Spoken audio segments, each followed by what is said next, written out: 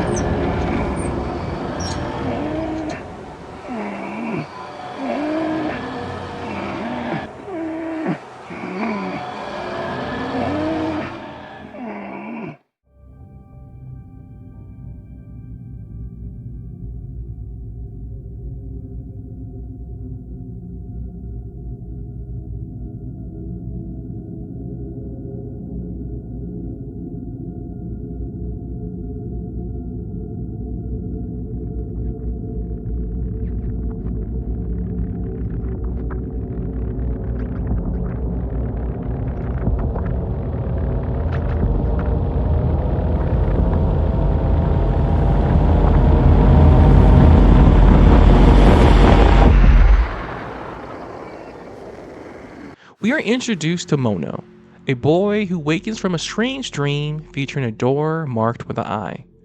It is unclear how he arrived in the wilderness, but he finds a TV laying beside him as he gets up. As he makes his way through the wilderness, Mono must avoid bear traps, swinging logs, and other deadly traps that are clearly designed to catch more than just animals. Mono eventually discovers an old cabin. Inside, he finds a mysterious girl named Six locked in the basement.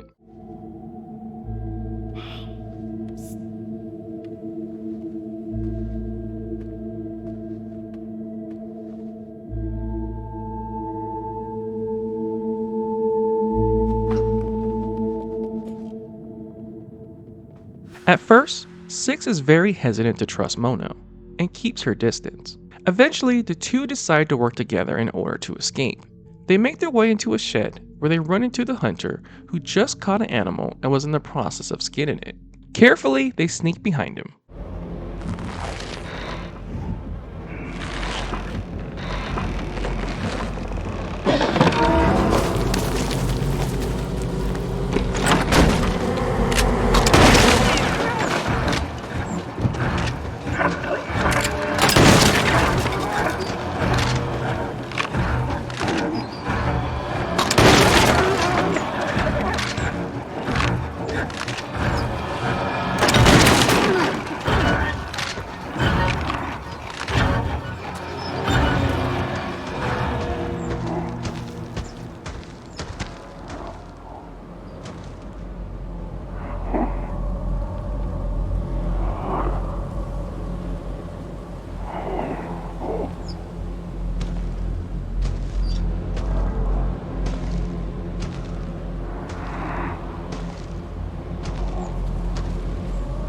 Mono and Six manages to stay out of sight by crouching through tall grasses and silently swimming through the swampy waters, all while the hunter searches for them.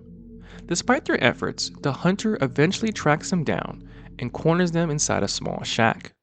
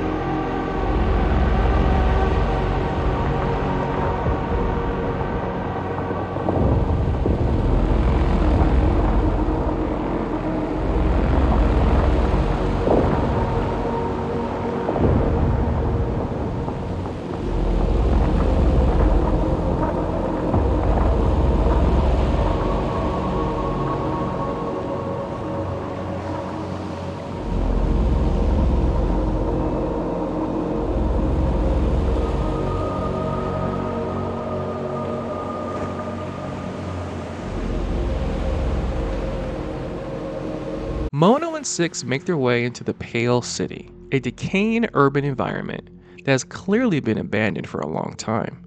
The streets are littered with trash.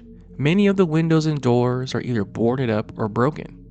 Clothes left hanging are now soaked from the constant rain. Most of the buildings are crumbling and show significant signs of neglect. As they continue through the Pale City, they enter into an abandoned apartment complex where a television suddenly turns on.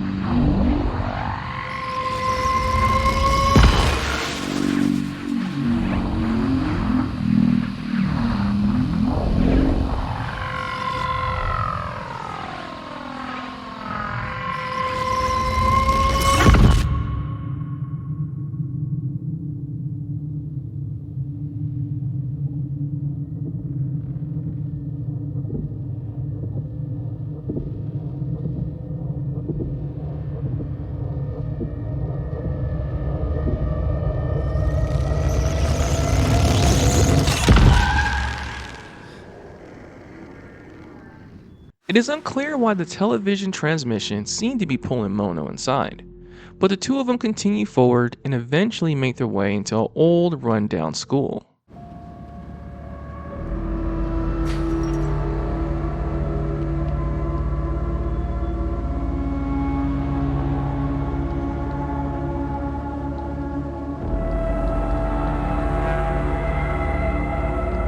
Mono and Six move cautiously through the abandoned school, carefully avoiding oddly placed traps scattered throughout the halls.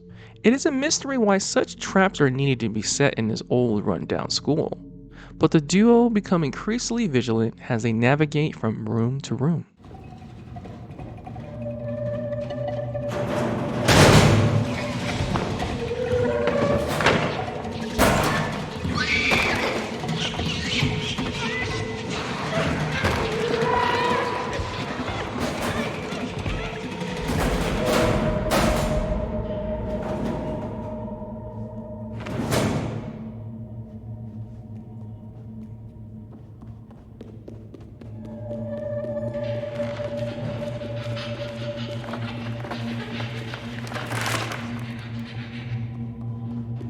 Mono tries to follow the bullies who have taken Six to the upper floor, but he is forced to continue on his own.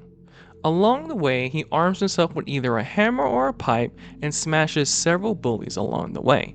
He even uses their own deadly traps against them. Mono eventually makes it to a classroom full of bullies, which he runs into the teacher. He proceeds to sneak past the classroom and finds a key that he needs to actually unlock an elevator that will take him to the upper level, bringing him one step closer to finding Six. Mono makes it to the upper level, which brings him into the kitchen of the school. There he runs into more bullies. After taking them all out, he uses one of their heads as a disguise. This allows him to cut through the cafeteria undetected. After crawling through many vents and fighting off more bullies, he eventually finds Six hanging in the bathroom.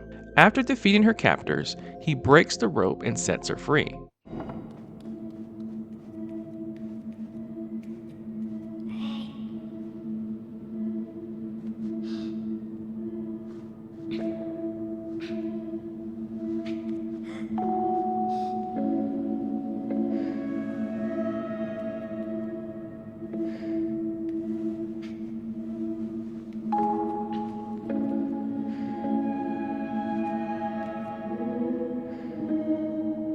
Together, they adventure deeper into the school corridors and eventually run into the teacher again.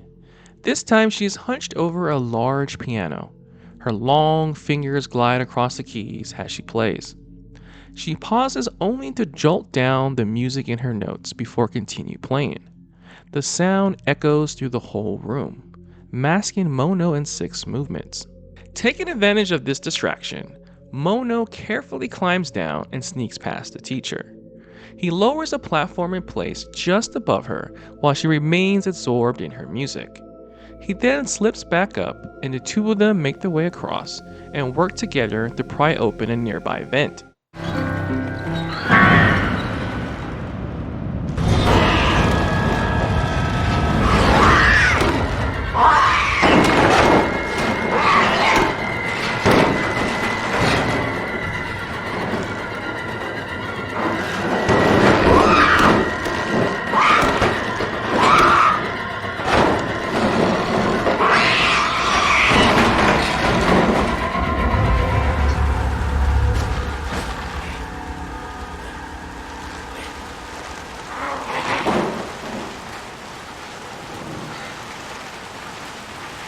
Mono and Six finally escape the school and move deeper into the Pale City.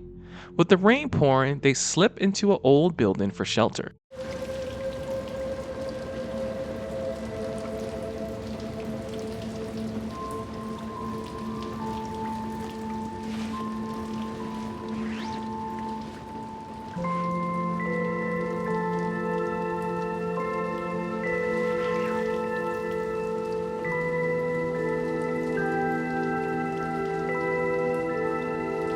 The two eventually find shelter inside an old hospital.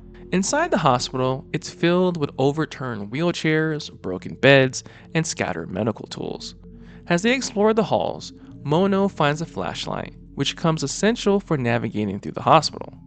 Soon they discover the patients, mannequins that come to life when left in the darkness, forcing Mono to use a flashlight to freeze them in place.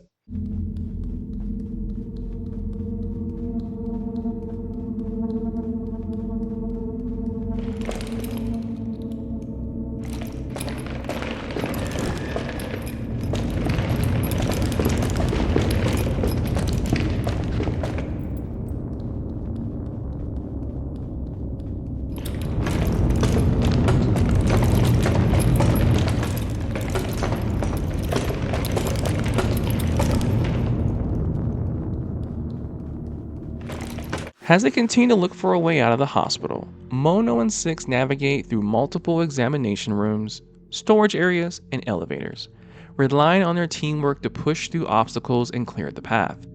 The patients become more aggressively the deeper they go, crowding corridors and attacking from all angles. Their search eventually leads them to the lower levels of the hospital, where they encounter the doctor.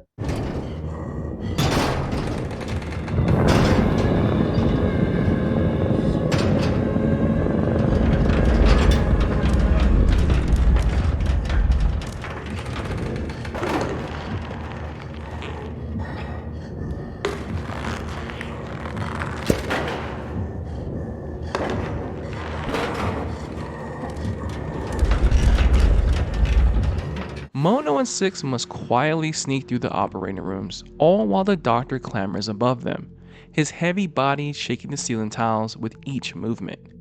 Any loud noise they make could attract his attention, so they hide under beds and tables to stay out of sight.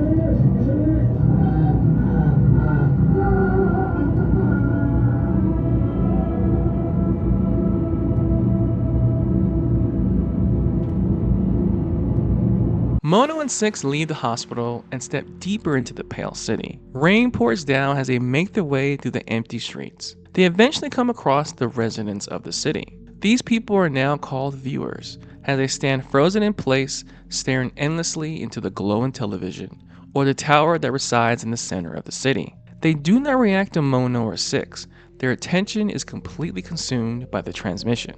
Mono and Six climb through windows and rooftops and the apartments to continue forward.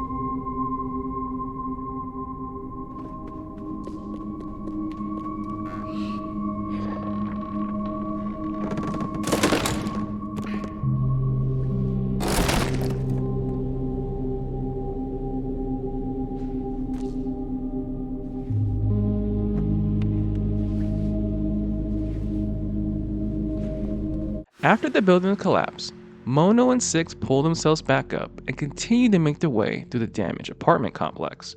Their path leads into another room where Mono has another encounter with one of the televisions.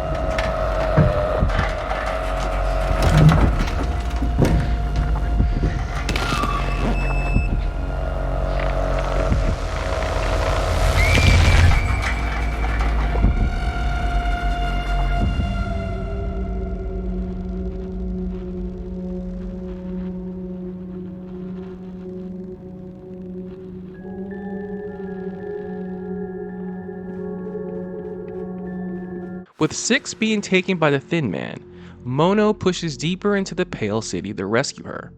Along the way, he discovers he can use the powerful signal of the televisions to travel across rooftops and streets, all while avoiding the viewers.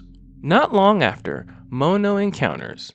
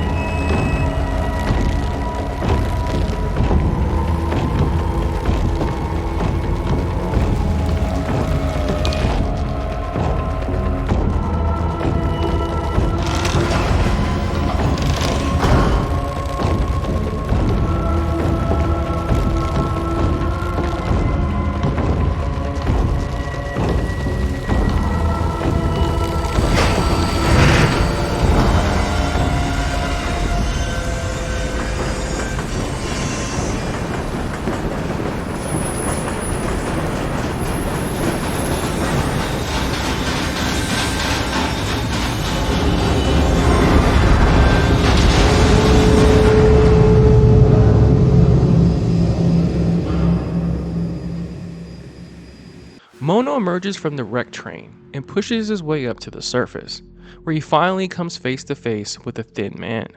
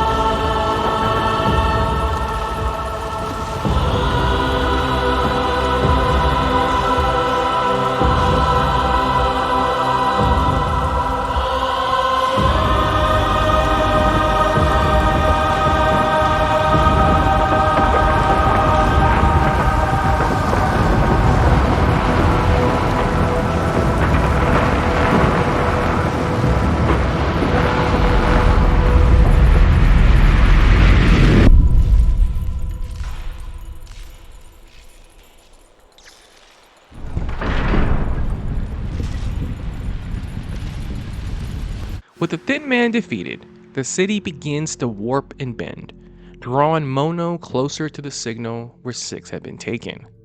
Left with no other options, Mono steps into the glowing static and vanishes within, ready to confront whatever awaits him.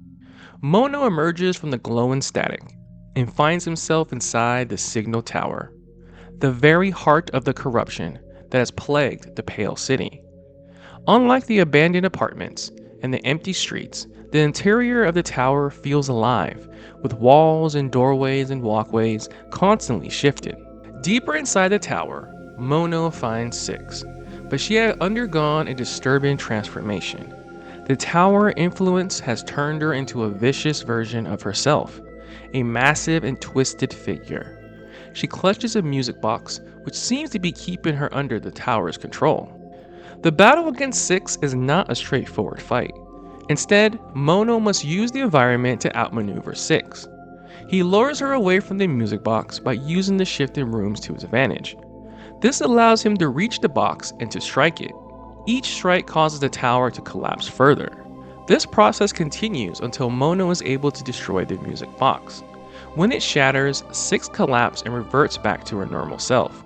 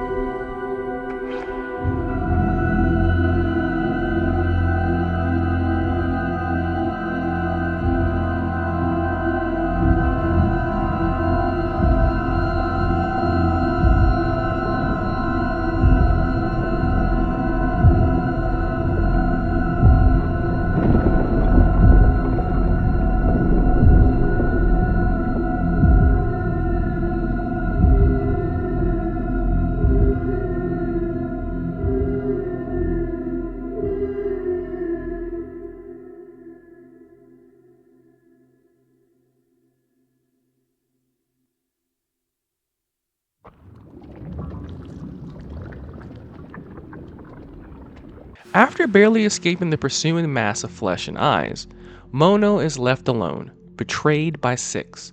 He finds himself landing in the heart of the living mass itself. With no one beside him, he begins to wander through the shifting, grotesque landscape, the walls and the floor pulsing with every step.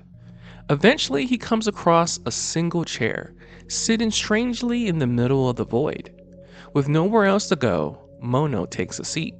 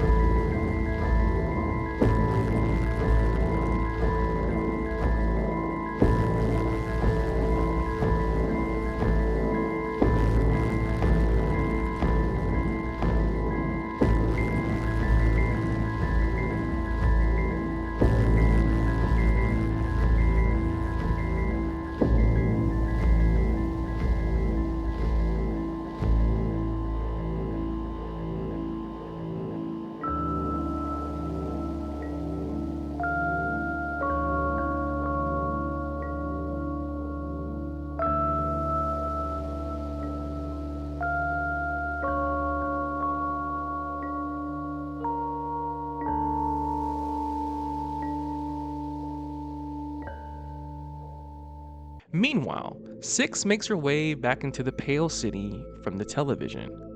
She suddenly comes face to face with a shadowy version of herself. The shadow version of Six silently points to a pamphlet laying on the floor, which displays an image resembling the mall. At that moment, Six clutches her stomach as it growls with hunger, thus bringing that one game story to a close.